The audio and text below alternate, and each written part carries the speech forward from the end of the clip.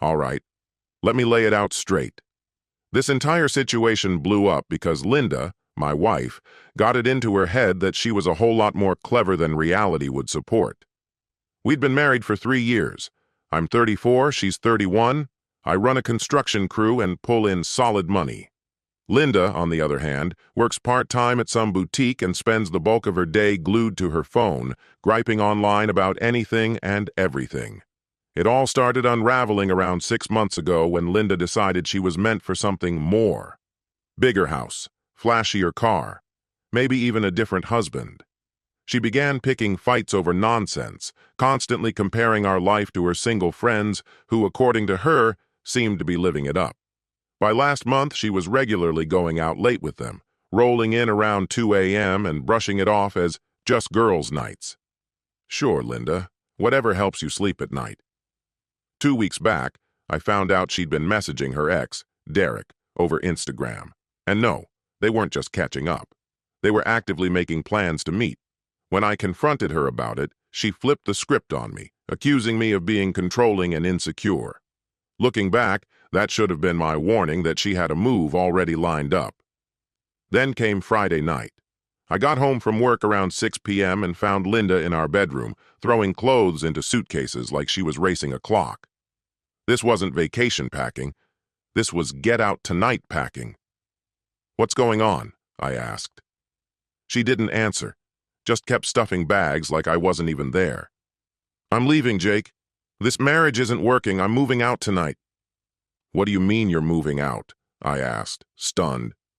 "We haven't even talked about this." "There's nothing to discuss. I've already made up my mind." "Where are you going, Linda? What about us trying to fix things?" That was the first time she actually looked at me, and when she did, it was like staring into the eyes of someone who had already emotionally exited months ago. "I'm staying at Melissa's for now. I need time to figure things out. And don't try to change my mind because I've already decided." And there I was, just watching her cram our marriage into a couple of bags like it was a weekend trip she regretted booking. "So that's it?" I asked. 3 years? And you're just walking out?" "I need space, Jake. I need to figure out what I really want. This house, this life. It just isn't enough for me anymore." "Not enough for you?" I asked. "I feel trapped," she said. "Like I'm wasting my 20s stuck in a boring neighborhood when I should be out actually living." Mind you, she's 31, but I let it slide. "If you're unhappy, Linda, we can sit down and talk about it. Maybe get a counselor involved." "I don't want counseling," she snapped. "I want out." She zipped the last bag, hauled it off the bed, and headed for the door. "I'm leaving tonight, Jake. Don't try to stop me." Now here's where Linda made her miscalculation. She thought I'd beg, thought I'd cry, promise to change, throw myself at her feet, hand her the reins to the relationship. Instead, I simply said, "Okay." She froze in the doorway like she'd just heard a language she didn't understand. "That's it?" she asked. "You're just letting me go?" "If you want to leave, then leave. I'm not standing in your way." "You're seriously not going to fight for this marriage?" "Linda," I said calmly, "you just told me you're done. You said you don't want counseling. What exactly am I supposed to fight for?" She lingered in the doorway for a moment, clearly expecting some kind of breakdown or last-ditch plea. When she didn't get it, her expression twisted with frustration. "Fine. Don't say I didn't give you a chance to fix this." And with that, she left. The second her car was out of the driveway, I called Steve, my lawyer, and a guy I've known since high school. He handles all my business paperwork and legal stuff.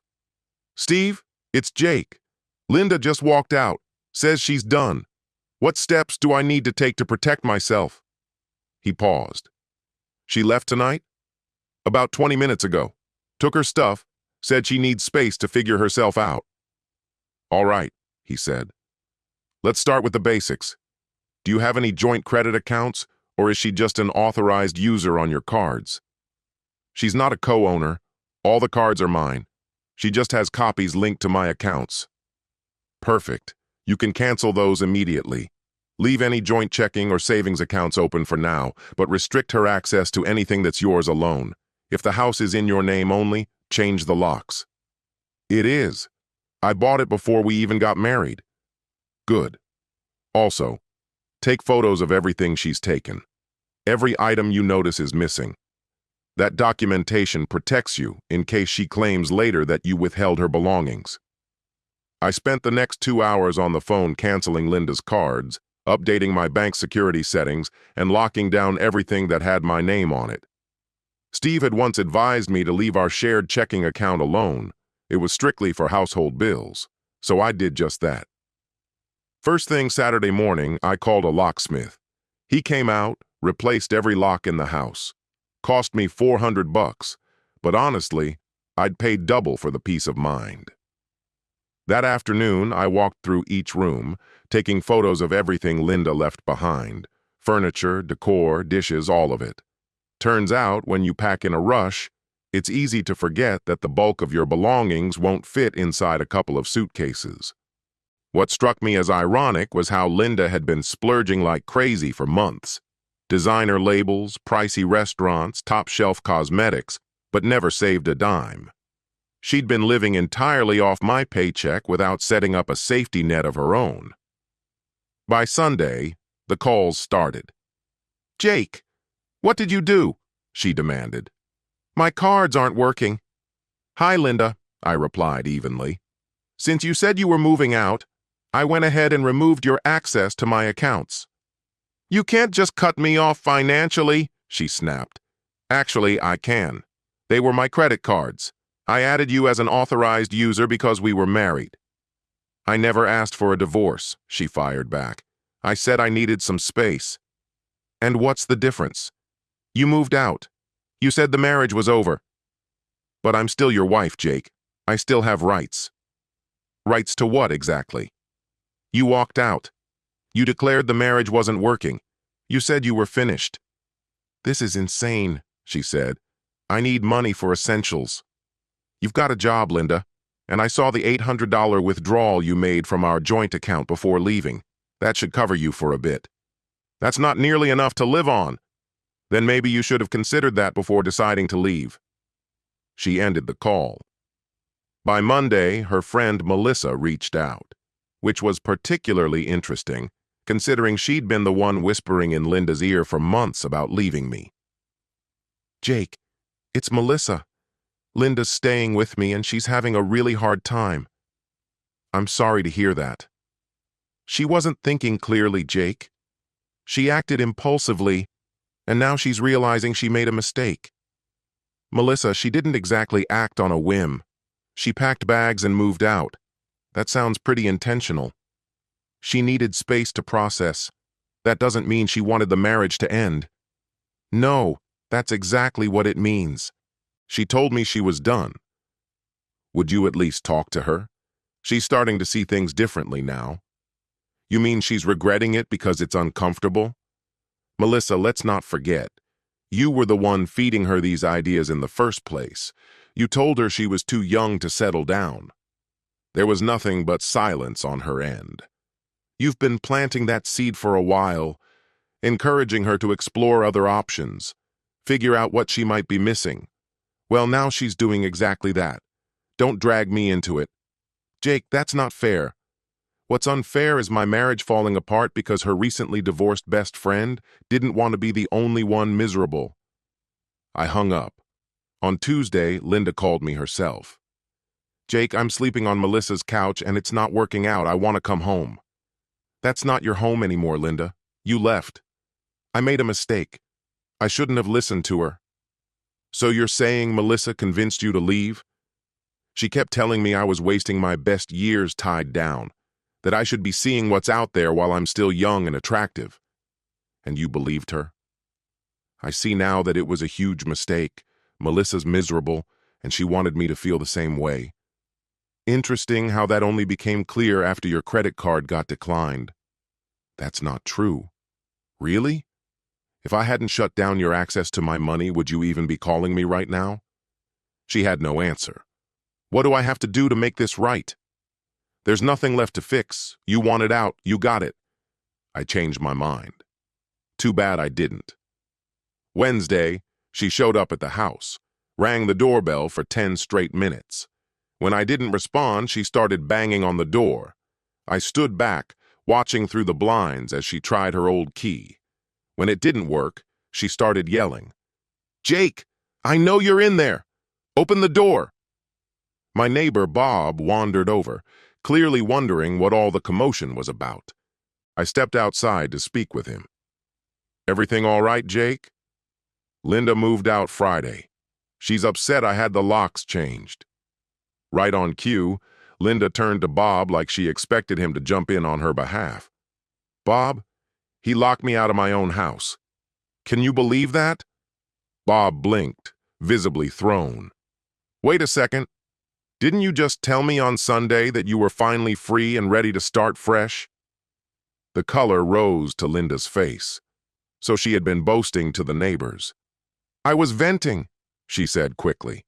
"I didn't mean I was leaving for good." Bob shook his head. "That's not how it came across. You told me you felt sorry for women stuck in dead-end marriages with dull husbands." Linda gave me a glare like this whole mess was somehow my doing. "Bob, you're twisting my words." Bob wasn't having it. "Linda, you literally asked me if I knew any single guys who might be your type." Now, full panic started to set in. "Jake," she said, stepping closer, "we need to talk. Please let me in." "There's nothing left to talk about," I replied calmly. "You made your decision." "Jake, please. I was upset. I wasn't thinking clearly. I didn't mean all those things I said." "Which part didn't you mean, Linda?" I asked.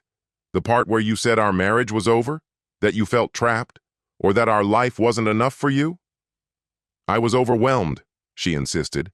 "I didn't plan this. I just reacted." "Linda," I said, leveling my gaze, "you didn't just react. You packed bags. You withdrew money from our joint account. You told the neighbors you were free at last. That's not an impulse. That's intent." That's when the tears started. Real ones this time, not the usual performative ones she pulled out when she wanted something. "Jake, please, I love you. I don't want a divorce." I shook my head slowly. "Funny how love only showed up after you walked away without a word." "I was scared. I didn't know what I wanted." "No," I corrected her. "You did know. You were excited. Bob just confirmed you were parading your newfound freedom." "I want to come home," she whispered. "This isn't your home anymore," I told her. "You walked away from it." On Thursday, she called my job and tried to get my crew to convince me to take her back. Tony, my foreman, told her I was tied up and hung up on her. Then she made the mistake of calling my mother. Big mistake. Mom never liked Linda much, thought she was self-centered and immature. When Linda called, crying about being locked out, Mom didn't miss a beat. "Linda, you've been complaining about your marriage for months. Jake told me you said it was over. Looks like you got exactly what you wanted." "I didn't mean it that way. I was just emotional." "Linda," my mother replied coolly, "you packed your bags and moved out. That's not emotional, that's deliberate." "Can you please talk to Jake for me?" she pleaded. "I'm staying out of it," Mom said firmly. "You made your decision. Now own it." "But I don't have anywhere to go." "You're 31, Linda. Figure it out, just like the rest of us have to." By Friday, I got a call from Steve. "Jake," he said, "has Linda reached out about getting back together?" "She's been blowing up my phone with calls and texts, mostly just saying she wants to come back." "Yeah, that tracks," Steve replied. "You know, people usually don't try to return this fast unless something hits them hard, usually financial." "What are you saying?" I asked. "My guess? Linda assumed you'd keep footing the bill while she figured things out. Now that she's realizing how much life costs, she wants back in. So it's not about love. It's about losing her financial cushion?" "That's what it sounds like."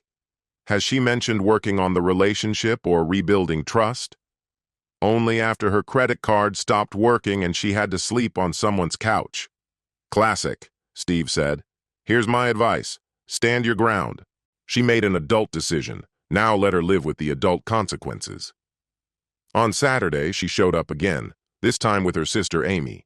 Amy looked like she'd rather be anywhere else. I answered the door myself. "Hi, Jake," Amy said cautiously. "Linda asked me to come talk to you." "About what?" "She wants to come home. She knows she messed up."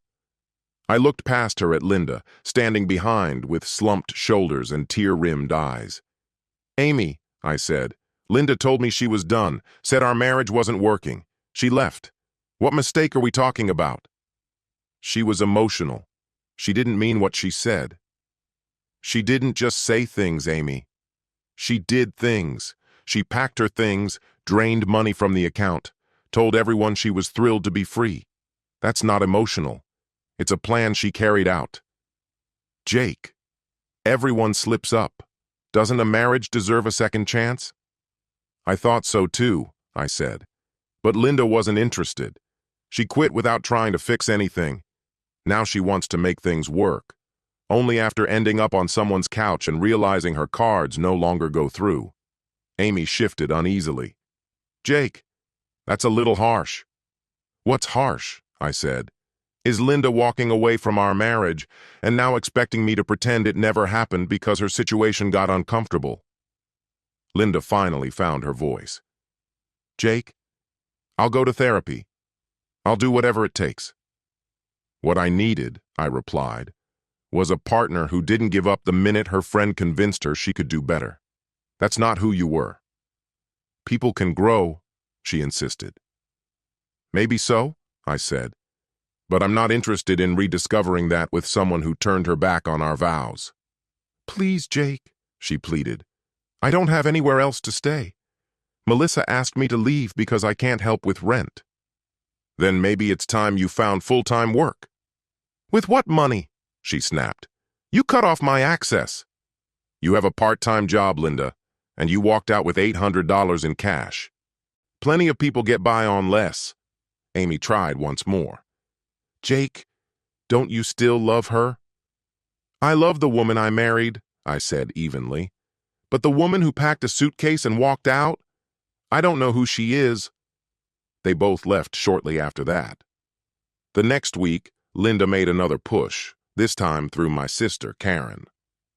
"Jake," Karen said over the phone, "Linda came by. She's having a rough time." "I'm sure she is," I answered. "Last I heard, she's staying with your parents and had to leave her boutique job because she couldn't afford the gas." "She really seems remorseful," Karen added. "Says she was listening to the wrong people. She knows she messed up." "She didn't make a mistake, Karen. She made a choice. A deliberate one. She's not sorry she left. She's sorry things didn't work out like she expected." "What do you mean?"